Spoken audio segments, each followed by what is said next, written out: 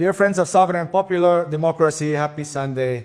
Today, I would like to talk to you about the case of Joe Kent, the former head of the American counterterrorism agency who resigned in recent days with fiery words. We have listened to and published right here on Visión del Mundo a long, important interview with Joe Kent, who, in conversation with Thea Carson, explains the deep motivations for a generalized rosso that I cannot and must not be underestimated. Hapolitomo. The man in question is a key figure within the American counterterrorism apparatus, all the most sensitive and classified files. He possessed an intimate knowledge of every aspect of their operations, knowing everything about everyone. It's clear that he strongly opposed Trump's irrational decision to launch a war against Iran, a position that, as Joe Kent explains, was likely and perhaps even dictated by Israel. Now let's take a step back. In recent days, some have criticized us for having changed the narrative regarding the goodness of the transitions of the government. I'd like to discuss this piece of data with all of you present. Only those who are clearly acting in bad faith do not change their position when the facts change. That is, those who are forced to defend the pressure group because they have a direct interest in the land. Mind you, not an idea, but the group that guarantees it. They never change their position. They always defend the pressure group because it is not free, because it is a cog in a chain to which it must blindly obey. This philosophy is the exact opposite of what we are.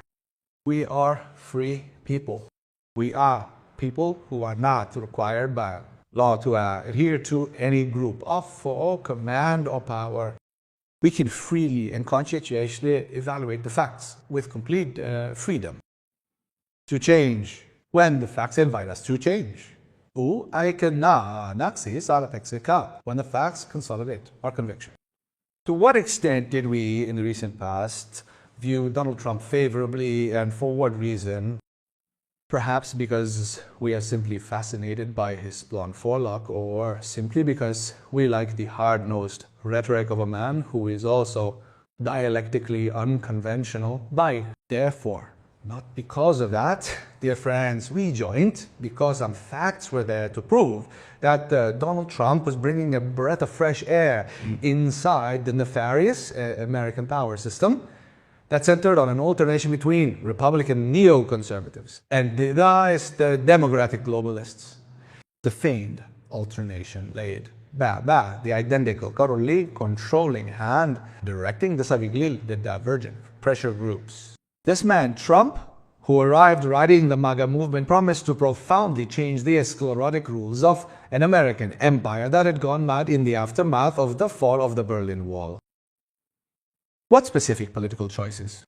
Dear friends, had to be entirely cut to create the conditions for the emergence and significant growth of the MAGA movement, ultimately bringing an end to what some have termed wars too old to export democracy.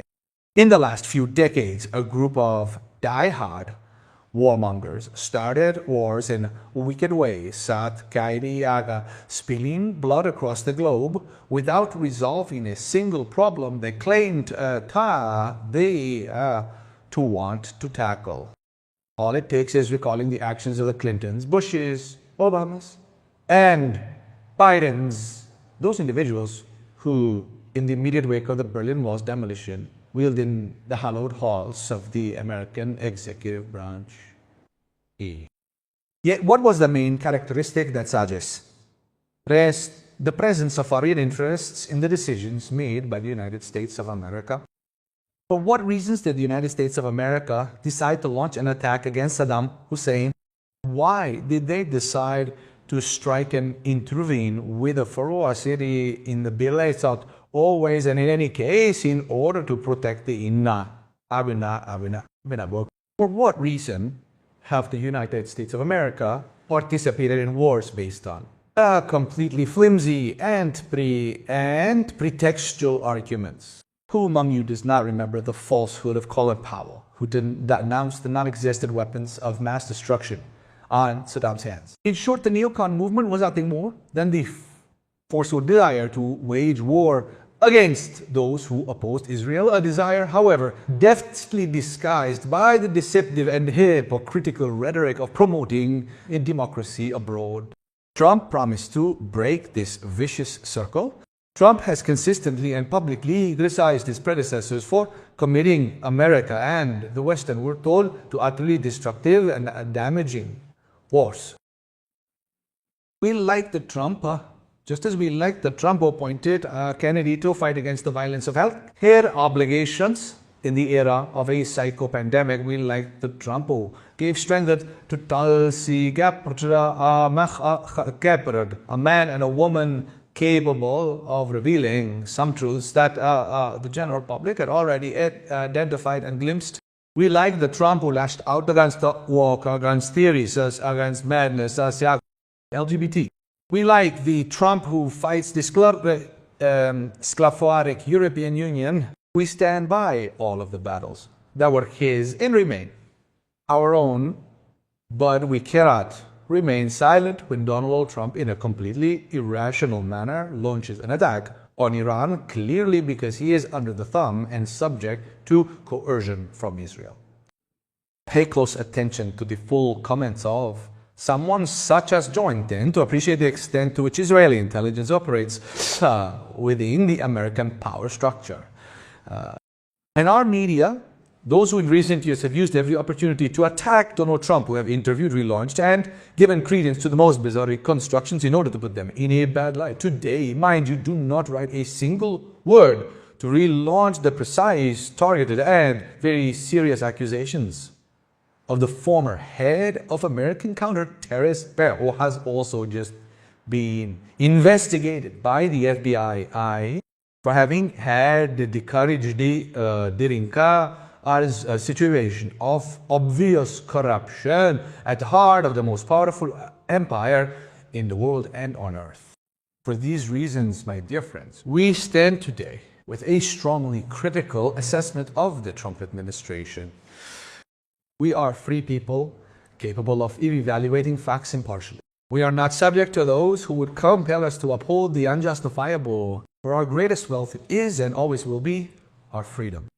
If he were to apologize to Donald Trump, if he were to change his tune, if he were to clearly free himself from the pressure he is under from the Israeli apparatus, if he were to return to serving the interests of his country rather than those of Netanyahu and his circle, well, we would applaud him again. But we cannot pretend not to see that today the United States of America, today as yesterday, is nothing more than the idiot giant carried around the Middle East by the Israelis, who use the military power of the United States of America to ferociously advance and continue to do so. All the people who live in those tormented and desolate areas. We must center once more on understanding of diplomacy that allows us not to resolve all problems through the application of outright brute violence. Netanyahu, on the other hand, has clearly chosen the path of extreme violence. His clear choice to utilize the paths of genocide and targeted killings as the sole instruments for achieving security guarantees is one that, in reality, will never yield the desired results. All the serious people, the honest people, the free people, and the political parties that, as expressions of a truly sovereign and popular democracy, envision the emergence of a multipolar and diverse world with hope and optimism. All these people simply cannot remain silent in the face of this sudden and violent disruption that places the health of the entire world in serious danger. For this reason, dear friends, I invite you to mature and defend your critical sense of judgment, recut any political leader. One should never blindly adopt once and for all the viewpoints of any individual or group for that matter.